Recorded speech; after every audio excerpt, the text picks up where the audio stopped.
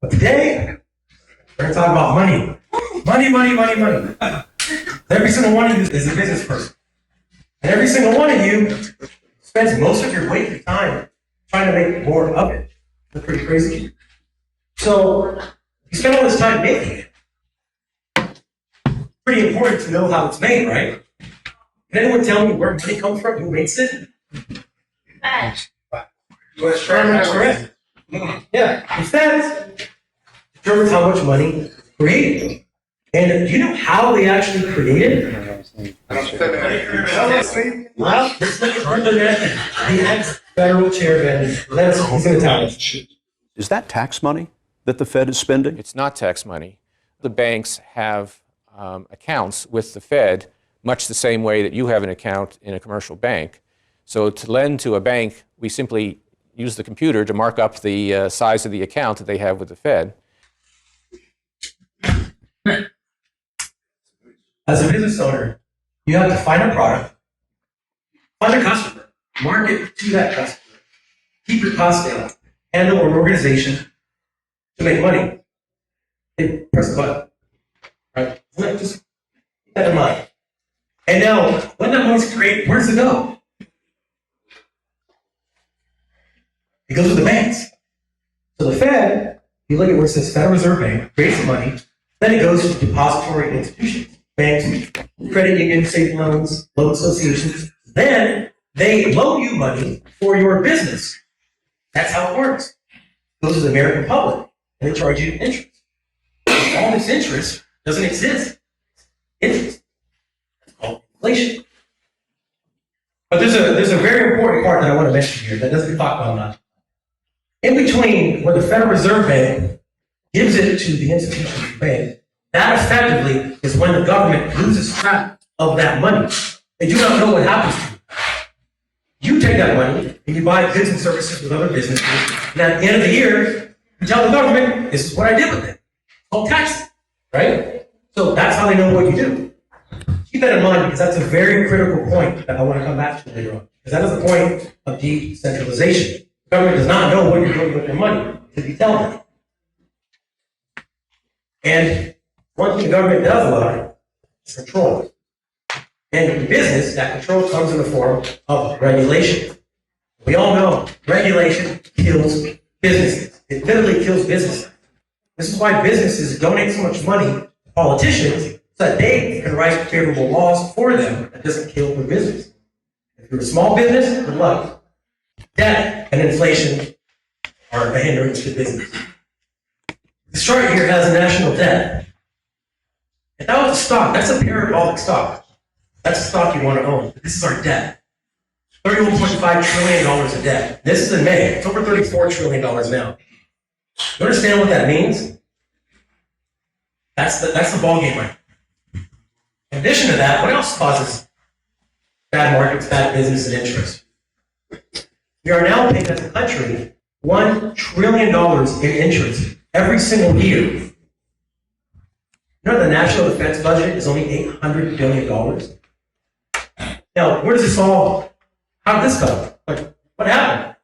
Well, the government runs out of money. Do you believe it? They print money, they give it out, and then they run out. So what do? They borrow it back from you. Or they print it. It's called bonds, right? When they borrow it back from you, they give you more interest back. It's called inflation. David said I was going to scare you a little bit. So, we are literally at the point of no return. And as business owners, how are you to schedule and plan for the future when the people who have been telling you to manage your business have been mismanaging the crap out of our economic system? The point of no return. Well, the people who created the problem have created a solution. So the person who creates a problem, creates a solution, that should give you a warning sign. So the solution that they are saying is a central bank digital currency. Can you raise your hand if you've heard of what this is before? A few people? Okay, that's good. So remember back then when I showed you that when they create the money, they give it to the banks, they lose track of it? Not with this. You see, the central bank creates the money and gives it directly to you. and know what you do with that money at all times. This is a chart between a CBDC and cryptocurrency. One is decentralized, one is centralized. Look at down here on the third one, privately issued and controlled by their users, compared to issued and governed by central banks. One has no regulations, one is regulated to kingdom come. And what is control? Control is regulation. That's how they implement control. Right now, the way regulation is done is if you're in a business and the government wants to regulate something, they get all these ideas, and then they turn it into a bill and try to get that bill passed. And if it passes, then it's executed and it spreads out the system. As a business owner, you typically have enough time, smart, to figure out a way to make your company run, getting around those regulations, big operations, logistics, whatever. Not with this. Because with CBDCs, they can bypass all that regulation and go straight to the money that you use to buy everyday items to make your business run. Strict use of regulations, inability to purchase certain items critical for business. So, climate change is all the rage right now, right? They don't want to see meat, drive gas cars, even use clay ovens because they generate too much heat. So what if your business sells meat? What if you're a restaurant? And the government says, you know what, climate change, this month, we have to put carbon in the air, so your currency that you have will no longer be used to purchase meat. What do? You're done. And you can take this, instead of meat, switch it. If you source any materials that use a certain mineral, and that mineral cannot be mined that month, the person who gives you that to create the product, done. What are you going to do? And this is not some theoretical far-off thing. It's not some old-favorite way to scare me. This has already been done in China. China has a digital yuan. And this is exactly what they do. They tie it to your social credit score. This is what they do. Instant loans, high-interest loans, shows up in your wallet. If you don't do what the government wants you to do, bad things happen. Exactly. Now, people think that the central banks of each country are sovereign, and to a certain extent they are. But you know there's banks that's higher than our central bank? It's called the BIS, and it stands for the Bank of International Settlement. And they sit at the very top. They are the bosses. They lend money to central banks. Central banks lend it to the Federal Reserve gives it to banks give it to you. Well, guess what? This is the head of the BIS. Check out what he says about CBDCs.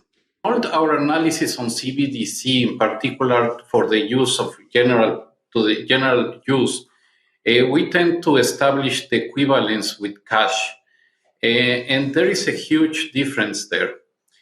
For example, in cash, we don't know, for example, who's using a $100 bill today. We don't know who is using a 1,000 peso bill today. A key difference with the CBDC is that central bank will have absolute control on the rules and regulations that will determine the use of that expression of central bank liability.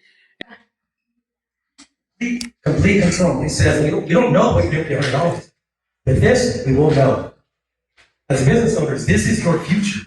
Like, this is not like when you leave and you're like, oh, wow, that was pretty crazy. You never think about it again. When you think that this is far off in the future, guess what? The BIS just released this year, something called Project Icebreaker. What it is, it's a blueprint that they are giving to all the central banks around the world on how to create a CBDC. So everything is uniform, and they're at the top, getting a cut. Project Icebreaker. Beyond that, you've heard of the IMF, International Monetary Fund. They already made one. And it's a decentralized financial services network, blah, blah, blah. It's a CBDC. And here's the thing, okay? So before you say, oh yeah, theoretical, I'm going to show you exactly what they mean. And when they say things, you need to listen, because they really mean it. You see all these highlighted areas right here. Bitcoin Network Protocol. They can suspend, modify, create every aspect that we have in their network.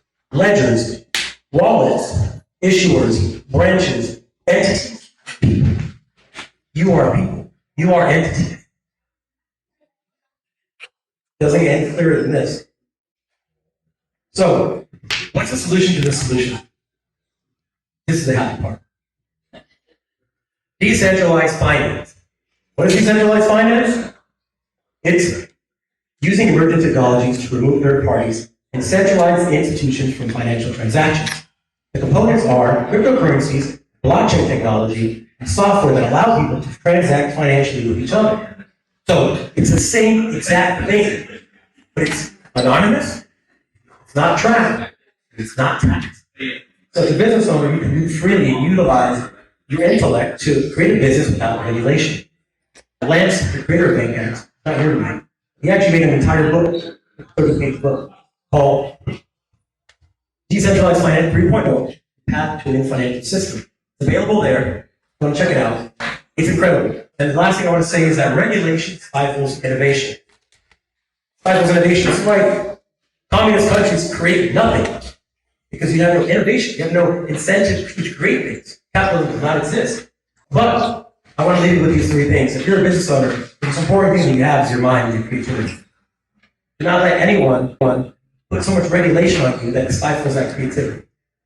The next thing, if you can't use your voice to vocalize what you're thinking about, it's effectively the same as stifling your mind.